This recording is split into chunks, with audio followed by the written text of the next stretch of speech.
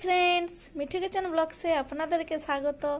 आज के आमी बानाबो फुलकपि दिए माछेर झोल और आलू ओलकपि और मूलो भाजा। तो प्रथमे आमी ओलकपि आलू और मूलोटा भाजा करे नेब। तार जन्य आमी कड़ाईटा गरम करते दिएछि। एते दिए देब सर्षे तेल, दिए दिচ্ছি सर्षे तेल। সরষে তেলটা গরম হয়ে গেছে,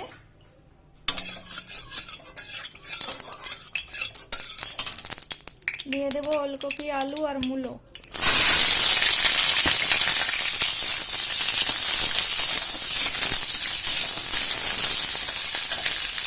দিয়ে দিচ্ছি পরিমাণ মতো নুন, পরিমাণ মতো হলুদ,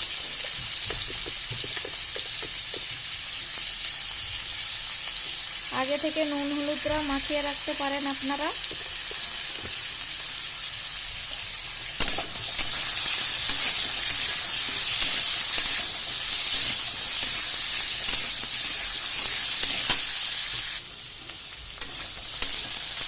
একটা থালা ঢাকনা দিয়ে ভালো করে ভেজে নেব। আপনারা এগুলোকে সিদ্ধও করে ভাজতে পারেন, কিন্তু আমি এটাকে একবারে ভেজে নিচ্ছি। কিছুক্ষণ থালা ঢাকা দিয়ে দিয়েছি। আমি একবার বীজখানে ঢাকনাটা খুলে সবজিগুলোকে উল্টে দিয়েছি।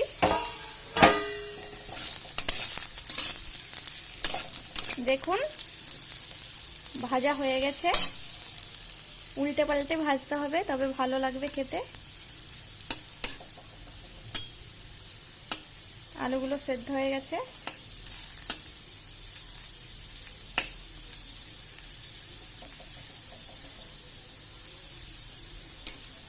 আর 2 মিনিটের জন্য ঢাকা দিয়ে দেব ভালো করে ভাজা হওয়ার জন্য। আলু মূলো আর ওলকপিগুলো ভাজা হয়ে গেছে, আমি নামিয়ে নিয়েছি।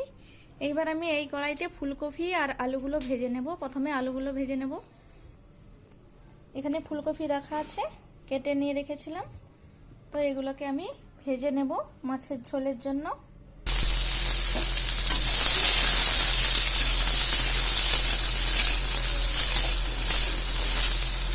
একটু নুন আর হলুদ দিয়ে দেবো। হলুদ গুঁড়ো দিয়ে দিচ্ছি, নুনটা দিয়ে দিচ্ছি। ভালো করে মিক্স করে ভেজে নেব ফুলকপি আর আলুগুলো।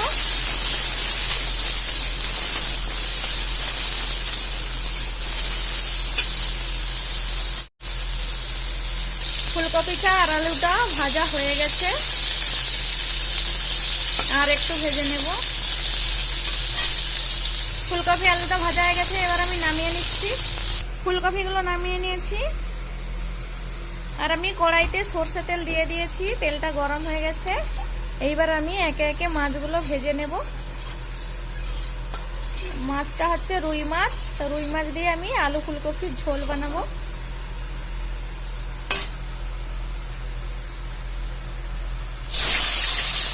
মাছটাকে আমি নুন হলুদ মাখিয়ে রেখেছিলাম।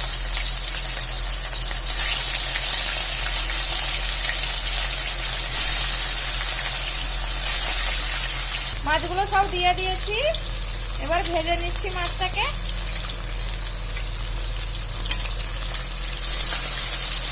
মাছটাকে উল্টে নিচ্ছি।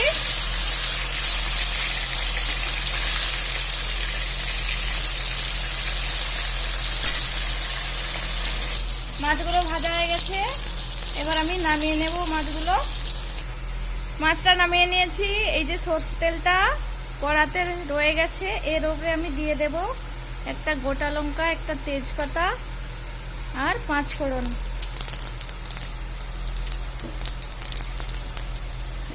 দিয়ে দেব পেঁয়াজ কুচি,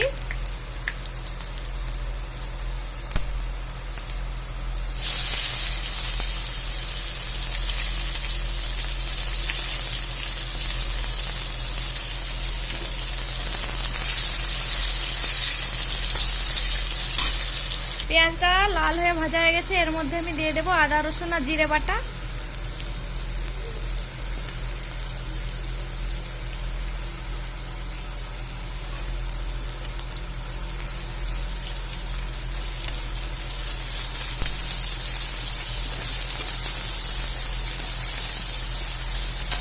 দিয়ে দেব টমেটো কুচি,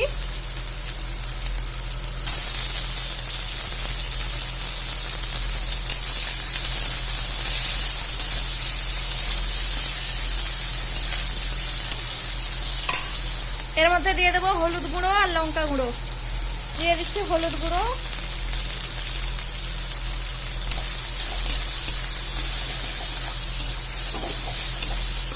দিয়ে দিচ্ছি লঙ্কা গুঁড়ো,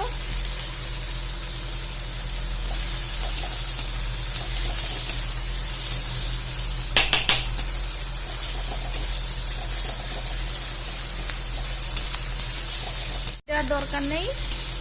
ফুলকপিটা এমনিতেই মিষ্টি, শীতের ফুলকপি। ভালো করে মিক্স করে ভেজে নেব।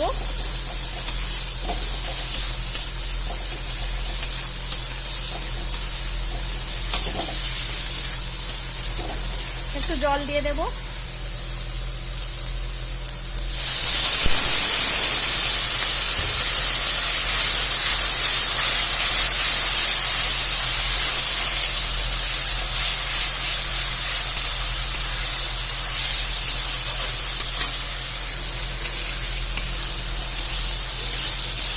এবার আমি এর মধ্যে আলু আর ফুলকপিটা দিয়ে ভালো করে কষে নেব। ফুলকপিটা দিয়ে দিয়েছি, এবার ভালো করে কষে নেব।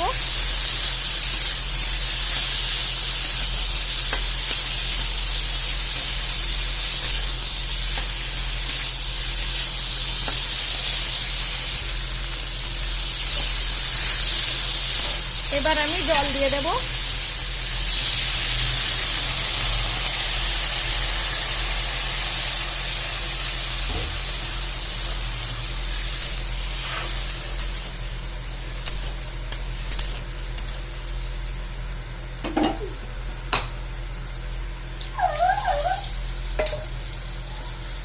জলটা দিয়ে দিয়েছি, এবার আমি এর উপরে ধনেপাতা কুচিটা দিয়ে দেব।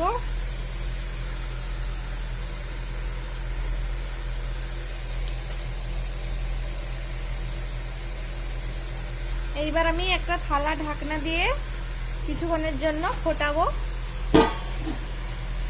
ঢাকনাটা খুলে দেখে নিচ্ছি।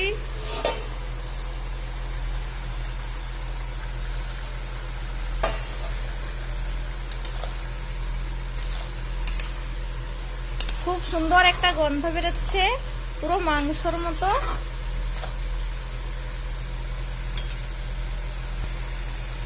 এবার আমি এর মধ্যে মাছগুলো দিয়ে দেব। আলুটা আর ফুলকপিটা সেদ্ধ হয়ে গেছে, এবার মাছগুলো দিয়ে একটু ফুটিয়ে নামিয়ে নেব।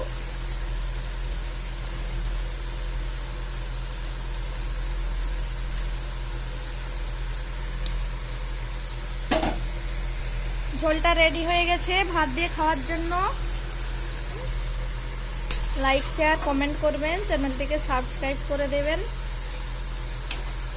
আর এভাবে রেসিপিগুলো বানিয়ে আপনারা বাড়িতে খাবেন, খুব ভালো লাগবে।